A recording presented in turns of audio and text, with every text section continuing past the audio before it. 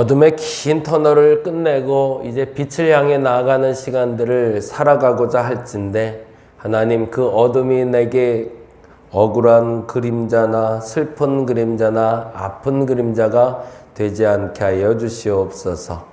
희망을 담은 빛을 향해 나아가는 데 있어서 거친 것들, 억울했던 것들, 속상한 것들은 털어버리게 하여 주옵시고 한 걸음 한 걸음 정말로 하나님 앞에서 자신감과 든든함과 확신을 가지고 나가게 하여 주시옵소서.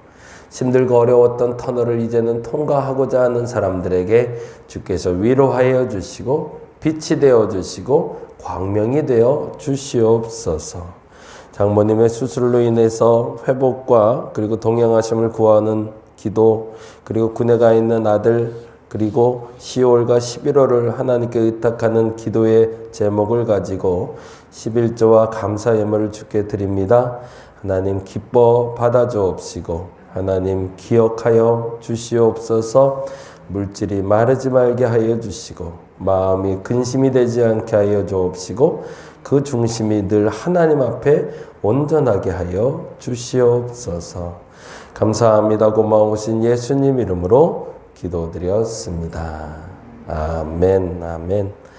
오늘은 예레미야 40장 말씀 볼게요. 40장 1절에서 9절 말씀 같이 읽겠습니다.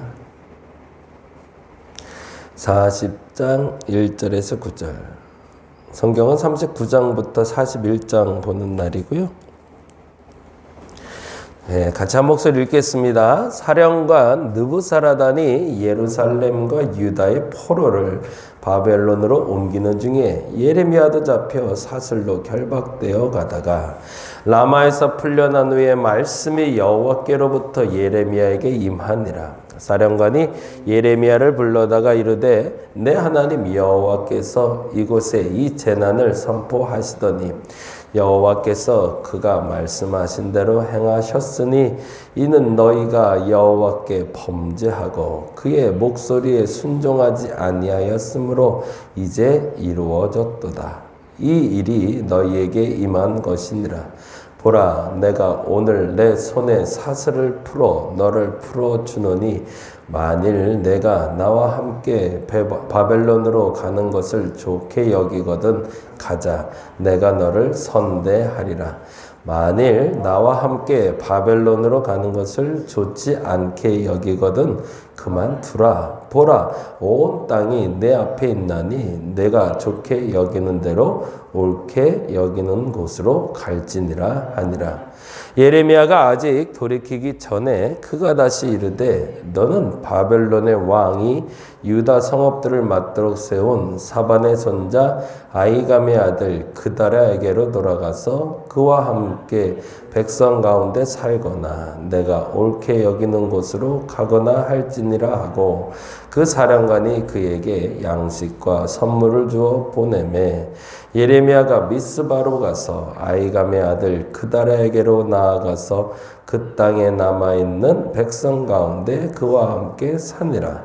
들에 있는 모든 지휘관과 그 부하들이 바벨론의 왕이 아히감의 아들 그다랴에게로 그 땅을 맡기고 남녀와 유아와 바벨론으로 잡혀가지 아니한 빈민을 그에게 위임하였다 함을 듣고 그들 곧 느다냐의 아들 이스마엘과 가레야의 두 아들 요하난과 요나단과 단후메스의 아들 스라야와 느도바의 아들 에베의 아들들과 마아가 사람의 아들 여사냐와 그들의 사람들이 미스바로 가서 그다랴에게 이르니 사반의 손자 아히감의 아들 그다랴가 그들과 그들의 사람들에게 맹세하며 이르되 너희는 갈대아 사람을 섬기기를 두려워하지 말고 이 땅에 살면서 바벨론의 왕을 섬기라.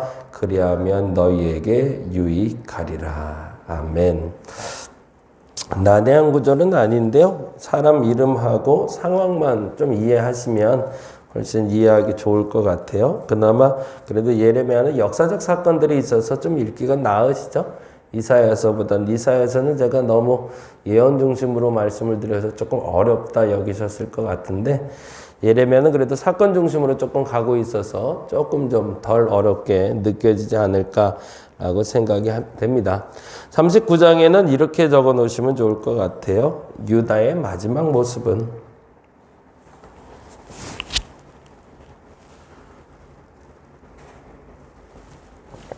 드디어 이제 유다가 함락당합니다. 그리고 시드기야가 잡혀가는 장면이 나오는 게 39장 1절에서 10절이 되는데요. 그 시작은 이렇게 되어 있습니다. 39장 1절에 보니까요. 유다의 시드기야 왕이 제9년 10째 달에 바벨론의 느부갓네살 왕과 그의 모든 군대가 와서 예루살렘을 에워싸고 치더니 되어 있죠. 결국엔 그 일이 일어났다는 거죠. 예언대로 결국에는 그들이 쳐들어왔고 함락이 시작되었는데 시드기야가 결국에는 선택하지 못한 거죠. 본인의 선택대로 그는 쳐들어오는 바벨론 군사들을 막을 힘도 없었고 함락당하는 장면이 2절에 이렇게 기록됩니다. 읽어볼까요? 시드기야의 제11년 넷째 달 아홉째 날에 성이 함락되니라 예루살렘이 함락되매. 그렇게 돼 있죠. 그리고 나서 시드기야가 당한 일에 대해서 6절, 7절에 이렇게 되어 있습니다. 6, 7, 8, 9 한번 읽어볼까요? 바벨론의 왕이 림나에서 시드기야의 눈 앞에서 그의 아들들을 죽였고 왕이 또 유다의 모든 귀족을 죽였으며 왕이 또 시드기야의 눈을 빼게 하고 이 순서가 참 무섭죠. 눈을 뺀 다음에 그의 아들을 죽이고 그의 귀족들을 죽인 게 아니라 눈이 떠 있는 상태에서 아들을 먼저 죽이고 귀족을 죽이고 눈을 빼죠. 그건 무슨 표현일까요? 그가 눈을 뜨고 있을 때 마지막 본 장면으로 영원히 기억되게 하려는 거죠. 굉장히 잔인한 거죠. 차라리 눈이 빼진 상태에서 네 아들이 죽었어 아니면 네 신하들이 죽었어 그러면 내가 보지 않았기 때문에 안 믿을 수는 있잖아요. 그냥 아니야 안 죽었을 거야 아니야 다른 방법으로 죽었을 거야 라고 상상이라도 할 수 있는데 눈을 버젓이 뜨게 하고 그 눈으로 봐라 라고 얘기하고 그 앞에서 아들들이 죽는 모습을 보고 그 앞에서 자신의 신하들이 죽는 모습을 보고 이제 내 눈을 뺀다라고 빼버린 상황이니 시드기야가 얼마나 땅을 치고 통곡을 했을까. 사실은 예레미야가 말했던 사람들에게 조롱받는 거 그거 하나가 싫어서 사람들에게 손가락질 당하는 게 싫어서 내가 선택하지 않은 것 때문에 내 아들이 죽고 내 국민들이 죽고 내 신하들이 죽고 내 눈이 빼진다는 사실에 시드기야는 오열을 했을 것 같습니다. 그 장면이 그대로 펼쳐지고 있고요. 그 다음에 이제 주변에 8절에서 9절에 이런 표현들이 나오네요. 8, 9, 10 갈대아인이 여기서 이제 갈대아인은 바벨론 사람들을 말하죠. 바벨론 사람들이 왕궁과 백성의 집을 불사르며 예루살렘 성벽을 헐었고 사령관 느부사라단이 성중에 남아있는 백성과 자기에게 항복한 자와 그 외에 남은 백성을 잡아 바벨론으로 옮겼으며 결국엔 포로로 잡혀가게 된 거죠. 그리고 10절에 사령관 느부사라단이 아무 소유가 없는 빈민을 유다 땅에 남겨두고 그날의 포도원과 밭을 그들에게 주었더라 라고 되어 있어요. 재미난 단어는 9절과 10절이에요. 그래서 이 9절과 10절이 이제 40장과 41장에 연결되는데 6, 7 지금 읽었던 6, 7, 8은 전쟁의 후유증이죠. 전쟁의 고통을 얘기하고 있죠. 그리고 9절은 하나님의 약속이었죠. 포로로 잡혀갈 거라는 걸 알았죠. 그런데 아주 재미난 건 10절에 보니까 아무 소유가 없는 빈민들은 유다 땅에 남겼대요. 이게 조금 좀 아이러니한 거죠. 왜 그랬을까요? 아무 소유가 없는 빈민이라는 건 능력이 없고 실력이 없는 유다 땅을 재건할 능력이 없는 사람들만 남겼던 거죠. 그리고 방치시켰던 건데 이 사람들에 대해서 다음과 같은 선택이 이루어지게 됩니다. 그게 바로 40장인데요. 예레미야의 선택은 이렇게 해놓으시면 좋을 것 같아요. 유다의 마지막 모습이 처참하고 결국에는 가난한 자들만 유다 땅에 남고 나머지가 다 떠나는 그때에 40장에는 예레미야에겐 독특한 선택을 하게 해 줍니다. 그 얘기를 오늘 이렇게 기록하고 있네요. 40장으로 가볼까요? 40장 2절 같이 한번 봅니다. 40장 2절. 사령관이 예레미야를 불러다가 이르되 내 하나님 여호와께서 이곳에 이 재난을 선포하시더니, 그들도 들었던 거죠. 바벨론에서 예레미야라는 사람이 이스라엘의 멸망을 예언하고 있었고, 그가 그토록 바벨론에 항복하라고 그랬는데 시드기야가 거부했다는 걸 알고 있었던 거죠. 그리고 나서 예레미야를 불러다가 예레미야에게 그렇게 얘기합니다. 내 하나님이 재난을 선포하더니 3절에 여호와께서 그가 말씀하신 대로 행하셨으니 이는 너희가 여호와께 범죄하고 그의 목소리에 순종하지 아니하였으므로 이제 이루어졌도다. 이 일이 너희에게 임한 것이니라. 이 말을 좋게 해석하자면 굉장히 좋게 해석할 수 있지만 사실은 반대로 해석하자면 정말로 무서운 단어가 되죠. 거 봐라, 너희들이 당할 만한 짓을 했으니 당한 거지라는 거죠. 그게 남은 유다 백성들이 듣기에는 비참한 얘기인 거죠. 두 가지로 그들의 마음을 긁은 건데, 그들이 하나님 앞에 순종하지 않았다라는 것에 대한 비참함이기도 하지만, 이방 나라 군대 장관이 와서 그들에게 욕을 하고 있는데도 한마디도 하지 못하는 상황에 있는 비참함도 경험하게 되는 거죠.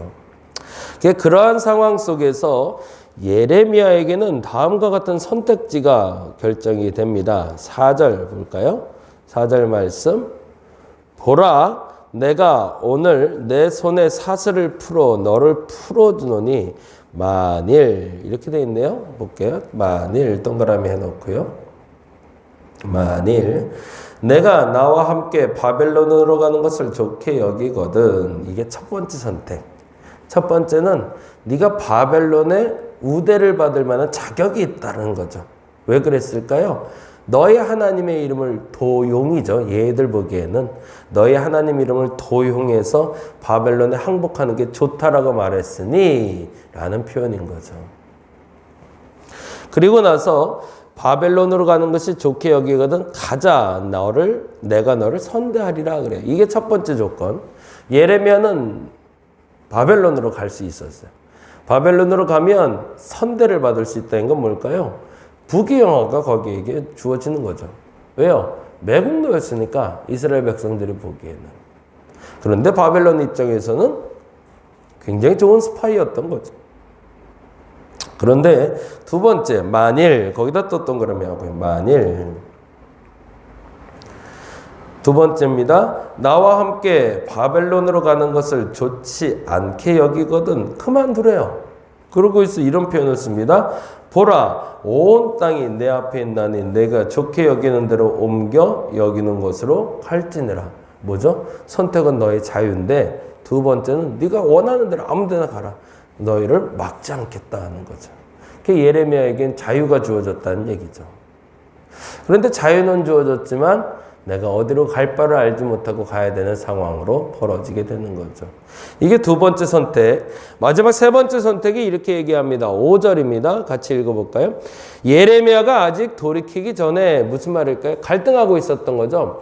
바벨론으로 가야 되나? 아니면 그냥 유다의 아무 곳이나 어느 곳이든지 가야 될까? 고민하고 있던 차에 이런 얘기를 듣게 됩니다. 같이 들어볼까요? 그가 다시 이르되 너는 바벨론의 왕이 유다 성읍들을 맞도록 세운 뭐라고 되어 있어요? 사반의 손자 아히감의 아들 그다랴에게로 돌아가서 거기다 줄쳐놓죠. 세 번째 선택지입니다. 사반의 손자 아히감의 아들 그다랴에게로 돌아가서, 이게 세 번째 선택지예요. 예레미야 26장 24절 잠깐 볼까요? 26장 24절 21절부터 보죠. 26장 21절부터 같이 한번 읽어볼게요. 여호야김 왕과 그의 모든 용사와 모든 고관이 그의 말을 듣고서 왕이 그를 죽이려 하며, 그를 죽이려 한다는 건 뭘까요? 예, 우리아가 그 말을 듣고 두려워 애굽으로 도망하여 간지라 했으니까 우리아를 죽이려고 했다는 거고요. 그 다음에 22절 여호와김 왕이 사람을 애굽으로 보내되 곧 악보리 아들 엘리단과 몇 사람을 함께 애굽으로 보냈더니 그들이 우리아를 애굽에서 연행하여 여호와김 왕에게로 그를 데려오매 왕의 칼로 그를 죽이고 그의 시체를 평민의 묘지에 던지게 하니라. 우리아라는 사람이 여호와김에게 잘못된 예언, 소위 말해서 항복하라고 했는지 혹은 다른 일을 했는지 몰라도 반발을 하자 애굽까지 쫓아가서 죽였다는 얘기죠. 무서운 얘기죠. 그런데 그 사건을 알고 있을 때 24절입니다. 읽어볼까요? 사반의 아들 아히감의 손이 거기다 줄쳐놓을게요. 아까 그 사람이 또 나오네요. 그죠? 그다랴 사반의 아들 아히감 누굴까요? 그달의 아버지죠. 네. 사반의 아들 아히감의 손이 예레미야를 도와주어 그를 백성의 손에 내어주지 아니하여 죽이지 못하게 하니라. 우리아라는 사람은 여호와김이 자신의 마음에 들지 않는다고 도망간 사람을 보내 애굽까지 쫓아가게 해서 끌고 와서 죽였는데 지금 예레미야가 똑같이 죽게 생겼단 말이죠. 그때 사반의 아들 아히감이 예레미야를 도와 예레미야가 죽임을 당하지 않게 도왔다라는 거죠. 그런 면에서 보자면 예레미야와 그달의 아버지 아히감과 관계가 좀 있었던 것 같아요. 그러니 지금 40장에 이 얘기를 듣고 있는 예레미야의 선택은 어느 정도 윤곽이 잡히는 거죠. 바벨론으로 갈까? 그냥 내가 떠도는 유랑자가 될까?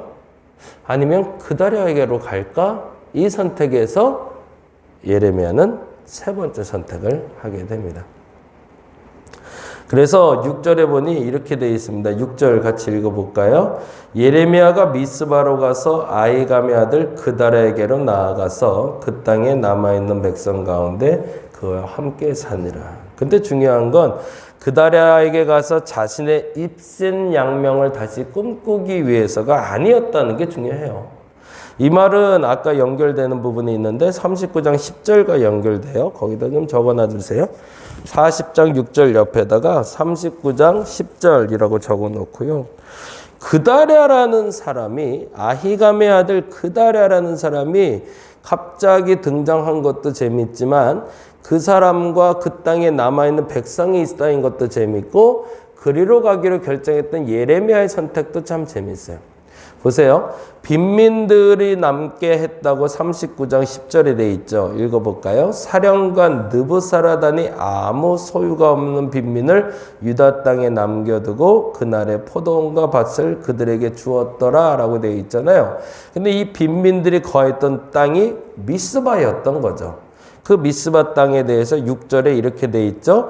예레미야가 미스바로 가서 아히감의 아들 그다랴에게로 나아가서 그 땅에 남아있는 백성 누구죠? 아까 말했던 아무 소유가 없는 빈민들이죠. 그 빈민들 가운데 가서 그와 함께 살았다는 얘기죠. 그건 뭘까요? 지도자를 잃고 혼돈 중에 있는 자에게 아히감의 아들 그다랴가 힘이 되어주기 위해 바벨론에게 매국처럼 보이는 행동을 했던 거죠. 나는 바벨론 찬성이야. 난 바벨론 환영해. 그러니까 나를 좀 도와줘. 근데 너 누구냐? 그랬더니 내가 총독의 아들이야. 조금 높은 지위에 있거든. 난 당신들 편이니까 날 좀 도와줘. 라고 얘기하고 그럼 너 뭐 할 건데? 아, 내가 이 땅에서 왕이 될게 아니. 이 땅에서 빈민 좀 돕자. 이렇게 간 거죠. 그래서 이 사람의 얘기가 이런 표현을 쓰고 있어요. 볼까요? 9절 말씀, 40장 9절. 같이 한번 읽어볼까요? 40장 9절. 사반의 손자 아히감의 아들 그다랴가 그들과 그들의 사람들에게 맹세하여 이르되, 그들과 그들의 사람은 누굴 얘기할까요? 아까 그 사람들 얘기하는 거죠. 남은 유다 백성들에게, 그리고 또 쫓아온 유다 백성들에게 말하기를 뭐라고 얘기했대요? 맹세하며 이르되 너희는 뭐래요? 갈대아 사람 섬기기를 두려워하지 말고, 거기다 줄쳐놓죠. 갈대아 사람이라는 건 바벨론 사람이라고 말씀드렸고요. 바벨론 사람 섬기기를 두려워하지 말래요. 그리고 뭐라고 그러죠? 이 땅에 살면서 바벨론의 왕을 섬기라. 그리하면 너희에게 유익하리라. 무슨 말이죠? 내가 너희들을 대신해서 욕은 다 먹을 테니. 시드기야가 반대죠. 나는 조롱을 다 받을 테니 너희는 내 밑에서 너희 목숨을 보존하라라고 얘기했던 사람인 거죠. 그래서 이 사람 곁에 예레미야가 머물기로 결정하게 되는 겁니다. 사실은 예레미야도 바벨론으로 잡혀갔으면 부귀영화가 선택이 될 수 있었거든요. 근데 지금 그 빈민에게로 가는 거죠. 그 이유를 7절에 이렇게 되어 있습니다. 40장 7절 같이 읽어보죠. 들에 있는 모든 지휘관과 그 부하들이 바벨론 왕의 아히감의 아들 크다르에게로 그 땅을 맡기고 뭐라고 되어 있어요? 남녀와 유아와 바벨론으로 잡혀가지 아니한 빈민을 그에게 위임하였다 듣고 그 얘기를 듣고 내려가게 된 거죠. 예레미야의 선택이 어떤 선택이었는지 다시 한번 점검해 봤으면 좋겠습니다. 나를 위해서 예언한 게 아니라는 게 여기서 밝혀지는 거죠. 예레미야는 매국이 아니었다는 걸. 나라 팔아먹은 예언자가 아니라 나라 구한 예언자였던 게 비로소 여기서 밝혀지는 장면입니다. 만일에 그가 바벨론으로 같이 가버렸다면 그 사람은 진짜 매국노였던 거죠. 근데 예레미야는 그 자신이 어떤 사람인지 증명하는 일을 해낸 겁니다. 그리고 41장은 이렇게만 적어놓고 우리 기도하고 마무리했으면 좋겠습니다. 41장은 이후의 정치 상황은 이렇게 해놓으시고 내일 보도록 하겠습니다. 시간이 많이 갔네요. 41장 이후의 정치 상황은 그리고 급변하는 이스라엘 안에서의 상황을 잠깐 설명해 드리고 넘어가도록 하겠습니다. 오늘은 다시 한번 그렇게 기도했으면 좋겠습니다. 내게 선택이 주어진다면? 이라는 질문을 했으면 좋겠습니다. 예레미야처럼 나에게 선택의 기회가 주어진다면 나는 어떤 선택을 할까? 그리고 그 선택으로 오해가 사라지고 그리고 내가 다시 인정받을 수 있는 그 선택을 하게 해달라고 그렇게 기도하는 저와 여러분 되시기를 간절히 바랍니다. 기도하겠습니다. 예레미야는 자신이 좋은 선택을 하기보다 하나님 보시기에 옳은 선택을 합니다. 자기에게 좋은 것은 바벨론으로 가는 것이었지만 하나님의 뜻에 따라 다시금 빈민 가운데 남아 그들을 구휼하는 일을 감당하게 됩니다. 그의 아픈 생애를 되돌아보며 그가 얼마나 귀한 선택과 결정을 하는 사람인지를 보게 되오니 하나님 우리도 그러한 선택을 할 수 있는 용기와 삶을 허락하여 주시옵소서. 감사합니다. 고마우신 예수님 이름으로 기도드렸습니다. 다 같이 기도하고 돌아갑니다.